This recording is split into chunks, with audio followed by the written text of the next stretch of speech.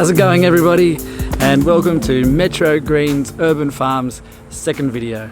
I'm Sean Spencer and this is my backyard, and this is our little urban farm in Lismore, in urban Lismore, called Metro Greens Urban Farms. And I hope everyone's having a really great day today, and I just wanted to share with you our tips on growing pumpkins, because I believe that pumpkins are a survival food and they grow prolific and they're amazing. They're so good because they keep so well. They can store for up to 2 years if you store them in a cool, dry, dark place, and they're absolutely delicious. We grow a few varieties here this year. Last year I grew only Gramma pumpkins, which I'll show you, which are the ones with the big bulb at the bottom, and they got a long nice head and they neck, and they stretch around, and they're delicious. They're really sweet. You can roast them, you can put them in soups, and you can do all sorts of things with them. You can make them into a dessert pie called a Gramma pie, and they're just a fantastic thing. I really love the pumpkin. I'm all about the pumpkin, and so I'm going to show you some tips and tricks about growing the pumpkin. Last year we grew 60 pumpkins out of our little backyard and also our front yard in Lismore, and you can just grow so many.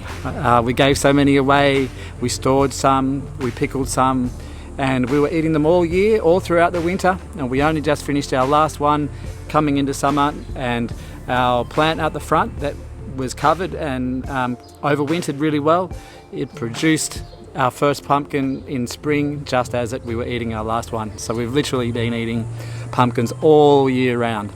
So between the pumpkin and the sweet potato, they are my two favourite survival foods. If you add them together with a little bit of greens from your garden too, some spinach or some kale and things like that, then you've got a really well-rounded meal, which is highly nutritious and is easy to do in your own backyard. So, like all things in urban and urban homesteading and suburban farming and gardening in particular, tip number one is saving space. So it is really important to save space and think about how are you going to maximize the amount of growing space that you have in your small area. Now, a lot of people say, oh, I can't grow things because I live in a unit, I don't have a backyard, I've only got a patio. Well, that's rubbish. You can grow anywhere. You can grow on a patio. I will show you how. We've got containers. I've got a method, wicking bed containers, which I've proven to be able to grow anywhere. You can grow them. You can put them on a carport. You can grow on a carport. You could grow on a roof. You could grow on your balcony. You can grow on your front porch, your back porch. It doesn't matter. You can literally grow anywhere. And I will also show you how to do that. So we will be releasing a video hopefully once a week if all goes well on YouTube, on our YouTube channel, and also on our Instagram and Facebook feeds and everything like that. And I'll just keep pumping out the tips, and I'm going to show you how you can grow anywhere. It is quite remarkable literally how much food we have produced in our average size Australian suburban block here. And so if you think about 60 pumpkins, roughly about averaging about 5 kilograms each, that's hundreds of kilograms of food that we have produced, and that's not including all the other things that we grow here. That's only in pumpkins. So pumpkins are fantastic. So tip number one is saving space. So high density gardening is the number one concept in urban farming. High density gardening, producing as much food as you can from the smallest amount of space with the least amount of water. That is the challenge, and it is incredibly innovative. Everyone talks about innovation being having to deal with technology and apps and things like that. Well, it doesn't have to be. This is an extremely innovative space, and it is fun and exciting to innovate. And one of our main concepts that we always stand by here at Metro Greens Urban Farms is being organic, sustainable, and trying to be as self-sufficient as possible. And also we have a challenge, and we try not to buy first-hand stuff, so new things. We try and reuse, reduce, recycle as much as we can, and that also means using what you've got. So this bamboo frame that we made here, I'm going to show you how we made the bamboo frame soon. it was made from bamboo that we harvested from our own backyard. I didn't plant that.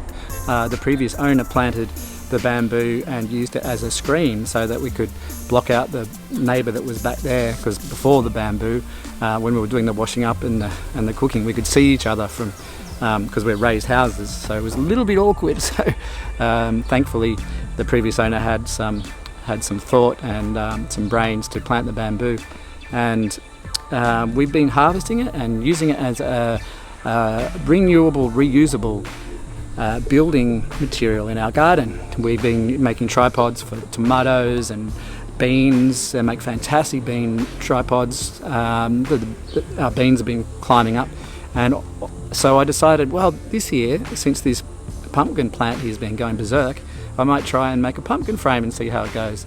And it's been just going fantastic. So I'm going to add a couple of more cross beams to this, and I'll show you how I do that in a second. And then what I've been doing is just training the pumpkin, literally picking it up, the vine. They're fairly hardy, you can move them around, they're not going to die. They might wilt a little bit for a day, and then they perk up straight away. And then you just been weaving it around sometimes, or sometimes I've been using old underpants. I've cut the elastic from the underpants out and use that to tie up the pumpkin with. It's been going really well, and it's started to even hold some pumpkins now, and some pumpkins are growing and starting to form beautiful little pumpkins hanging down off the frame. And the other beauty about this too is that the other reason why I wanted to make it was so that it could provide shade. So not only is it getting the pumpkins off the ground, away from rodents, which is another benefit, it's also tip number one, maximizing space. So if I didn't grow this, I can tell you that my whole backyard just would have been coated in that one pumpkin vine, and I didn't want that. So I wanted to grow it up and over, and it could provide shelter. We can put a little table setting in there in a minute, and we can sit around and have tea in our pumpkin shelter, and it saves space. So that is tip number one, saving space. So the first thing that we did was bang that fence pole in the ground, so 4 star pickets, and then we got the bamboo and we wired the bamboo on using fence wire. We just wired the bamboo onto the fence picket, and then we got more bamboo, and then we wired the bamboo onto each other. Okay everyone, well I hope everyone has enjoyed this video, and stay tuned for part 2, tip number 2 of making mega pumpkins in the backyard. That'll be coming up next week. So that's for tip number 2. Stay tuned. See you soon. Bye.